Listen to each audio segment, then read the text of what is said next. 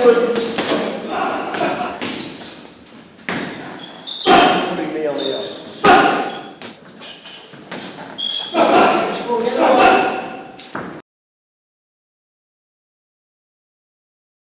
Tommy, the lad next to you, Lee Mitchell. Yeah, Lee.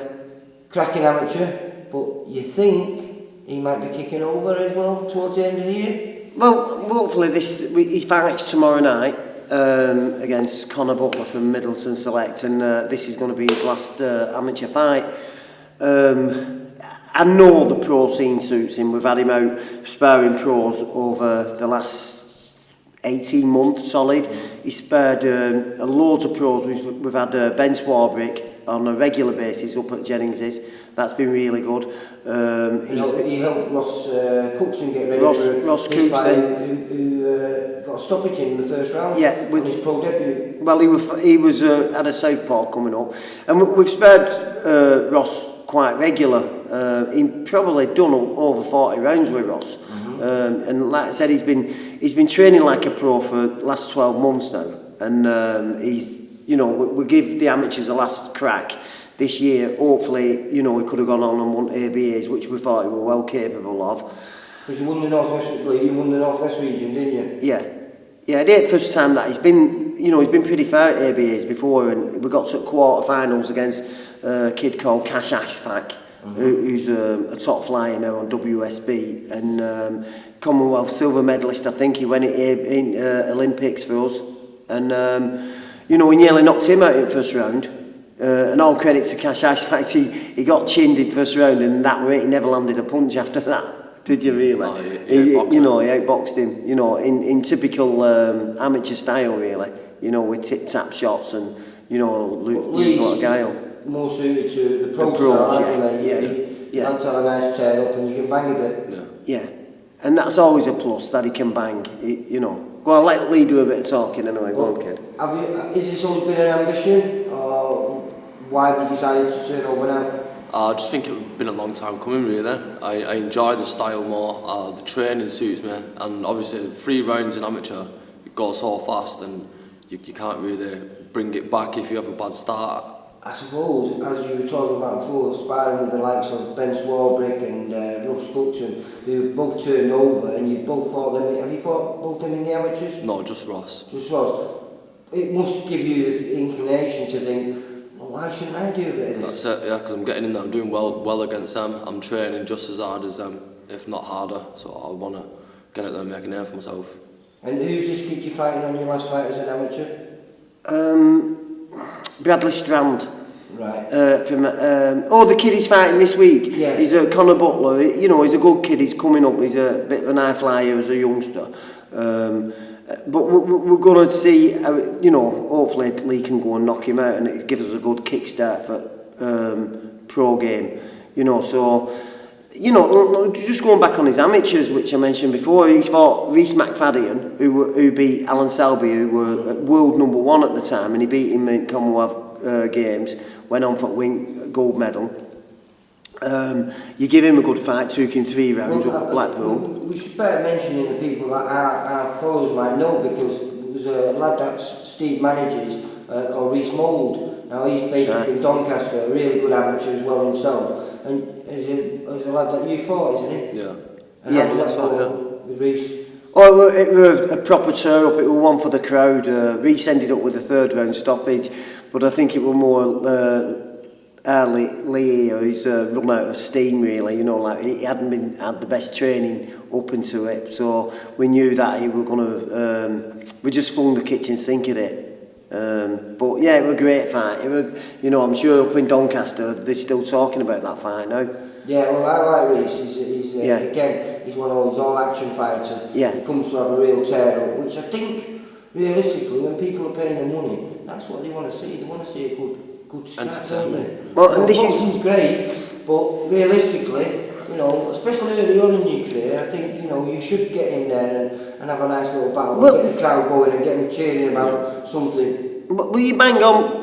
He's this type of style that the crowd want to come and see. He can bang, he can tear it up, and they want to come and see it. And we've got a few lads coming through scene, like you've mentioned early on, like Mark Jeffers. He proper gives it a good tear up, and the crowd want to see that. And he just seemed to have been lacking. When you And say Danny that, Wright as well. Yeah, he's got a great fan base. Mark, Yeah. everywhere he goes. I think he fought the same night that Jack Cullen. That's had his right, last yeah, amateur yeah. fight, and he had a right tear up with that Anthony Fox, didn't he? Yeah, that's right, yeah. He ended up just getting a little cut. But it's what people want to see. They want, they're paying good money, so they want to see a real good fight. And I think sometimes we can train the boxer too well, so they box too good instead of, sometimes just letting their hands go and having a little bit of a war. Yeah, true that.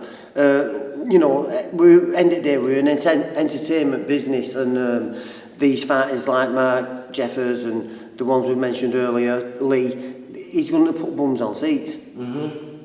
And you think, so obviously, when's this fight, this amateur bout you're going to have? Tomorrow. Oh, tomorrow is it? Tomorrow, yeah. Alright, so that was the final preparation today that I was filming on. Yeah, it was just a bit of a show off for camera, really. All the hard work's already been done then. Yeah. And hopefully, like I say, if everything goes well there and you come through this, win or lose, you're going to be kicking over. Yeah. When might that be?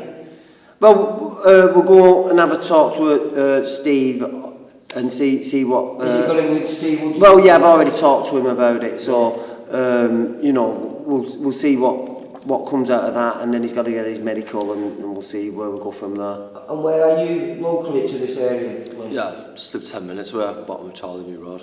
Right, It's Bolton lad, yeah. Yeah. And Bolton developing a few fighters now. We've got Jack Fatley just down the road. He's Farmouth, isn't he, Jack? Yeah, he's Farmouth, yeah. He's just up the road. Jack Cullen is... Jack Cullen. Meat Cleaver. There's Ozzy Aslam. There's a hell of a lot.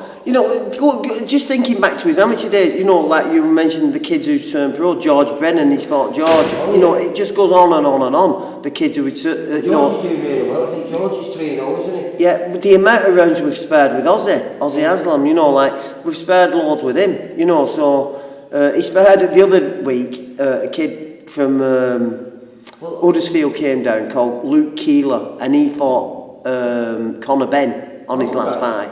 Yeah, and he did brilliant against him, and massive weight difference as well. Must give you great encouragement then, for kicking over. Yeah, I'm just really looking forward to it. Because as everyone's talking about this now, Britain is the hotbed for world boxing now. Yeah. And if you didn't give yourself, because you've been a pro, an amateur for a long time, haven't you? Yeah, my first fight was 10 years ago, and I've boxed for 12, yeah. So you've served your apprenticeship, so you'd be sad really to waste those years as an amateur and not give it a go as a pro. Yeah. Because there's only limited spaces on those GB and England podium squads, and sometimes the Northwest gets a little bit overlooked, don't we? Well, the same thing is with amateurs. You can think, this is going to be our year, and you have a small window, which is the championships. You're not going to get, a lot of top quality bouts on club shows because, nobody's willing to risk the record against a puncher like him. Yeah. And so we only get that every now and again. Like we got Blaine Ireland over at Liverpool a couple of weeks ago, and, he did really well, and I can't believe even that he didn't come away with a decision, but he didn't.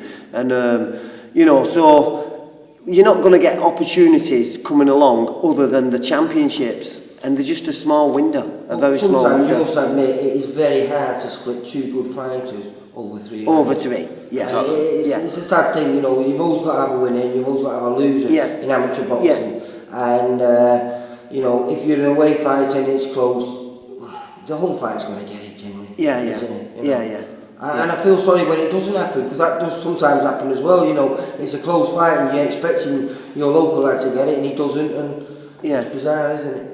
Well, what we've got to do is get this last fight out of the way, get him on road. Hopefully by later on this year we get him his first fight, and let's just get it done. Because it's just time's ticking on with him now. I know he's not old or anything like that, but he can bang, and he's just raring to saying go. that though, in your weight division, realistically, you're only 2 or 3 years away from peaking. Yeah. So it's perfect time for you to kick over now, because by the time you get to 26, when you're at your peak, you could be actually right in the middle of it, because you only need probably, as little as 8 fights. Is it super bantamweight? It's super bantamweight we're targeting. And you could be at British level inside 8 fights. It's the plan, yeah. Right, Tommy, Lee, Right. it's been a pleasure. Thank you. And I Cheers, look forward to seeing you Nice one. out soon without your vest. Thank you. Right, nice one. Bye-bye. Nice one. Alright, cheers.